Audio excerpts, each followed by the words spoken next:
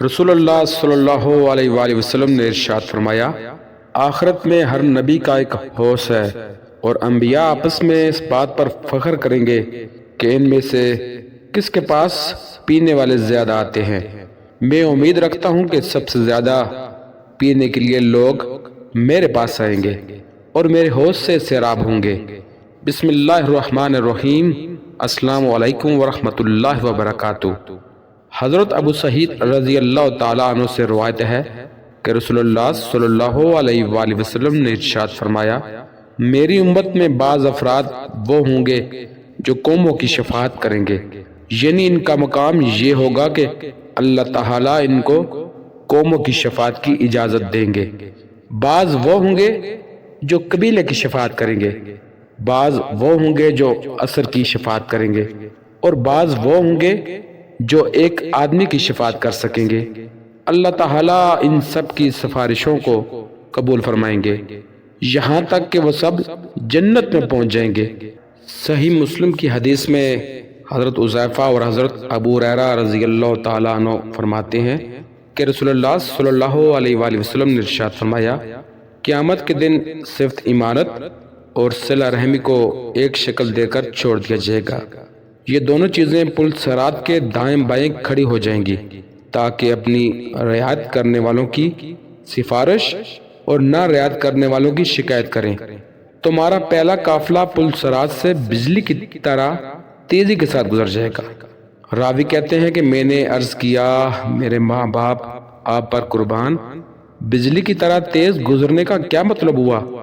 آپ صلی اللہ علیہ وآلہ وسلم نے ارشاد فرمایا، کیا تم نے بجلی کو نہیں دیکھا کہ وہ کس طرح پل بھر میں گزر کر لوٹ بھی آتی ہے؟ اس کے بعد گزرنے والے ہوا کی طرح تیزی سے گزریں گے، پھر تیز پرندوں کی طرح، پھر جواں مردوں کے دوڑنے کی رفتار سے۔ غرض ہر شخص کی رفتار اس کے اعمال کے مطابق ہوگی۔ اور تمہارے نبی کریم صلی اللہ علیہ وآلہ وسلم پل صراط پر کھڑے ہو کر کہہ رہے ہوں گے، ہے میرے رب، ان کو سلامتی سے گزار دیجئے، ان کو سلامتی سے گزار دیجئے۔ یہاں تک کہ ایسے لوگ بھی ہوں گے جو اپنے اعمال کی کمزوری کی وجہ سے پل صراط پر گھسٹ کر ہی چل سکیں گے۔ پل صراط کے دونوں طرف لوہے کے انگاڑے لٹکے ہوئے ہوں گے، جس کے بارے میں حکم دیا جائے گا وہ اس کو پکڑ لیں گے۔ بعض لوگوں کو ان انگاڑوں کی وجہ سے صرف خراش آئے گی، وہ تو نجات پا جائیں گے، اور بعض جہنم میں دھکیل دیے جائیں گے۔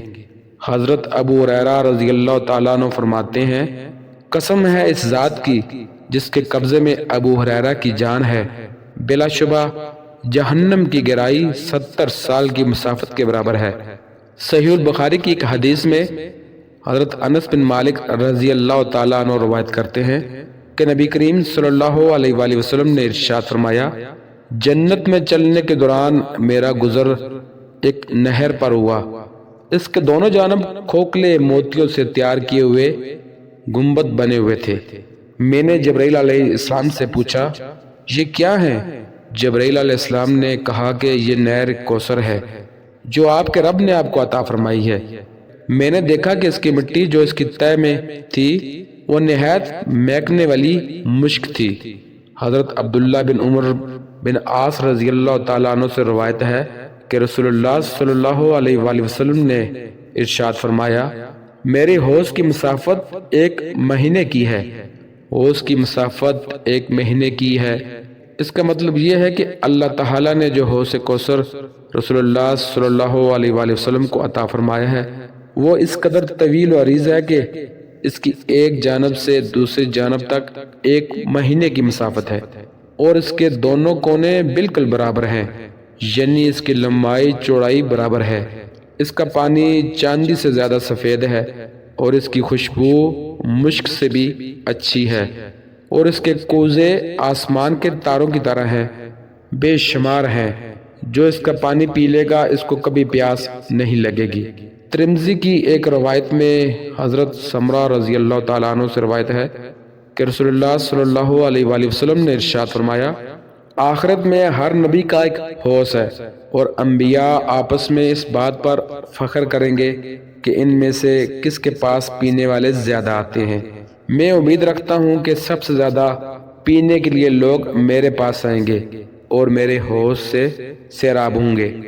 صحیح البخاری کی ایک اور حدیث میں نبی کریم صلی اللہ علیہ وآلہ وسلم نے ارشاد فرمایا، جس شخص نے اس بات کی گواہی دی کہ اللہ تعالیٰ کے سوا کوئی معبود نہیں، وہ اکیلے ہیں، ان کا کوئی شریک نہیں، اور یہ کہ حضرت محمد صلی اللہ علیہ وآلہ وسلم ان کے بندے اور رسول ہیں، اور حضرت عیسیٰ علیہ السلام بھی اللہ تعالیٰ کے بندے اور ان کے رسول ہیں، اور ان کا کلمہ ہے کہ ان کی پیدائش بغیر باپ کے صرف اللہ تعالیٰ کے حکم کلمہ کن سے ہوئی، اور اللہ تعالیٰ کی طرف سے ایک روح یعنی جان ہے، جس جان کو حضرت جبرائیل علیہ السلام کی پھونک کے ذریعے حضرت مریم علیہ السلام کے بدن تک پہنچایا گیا۔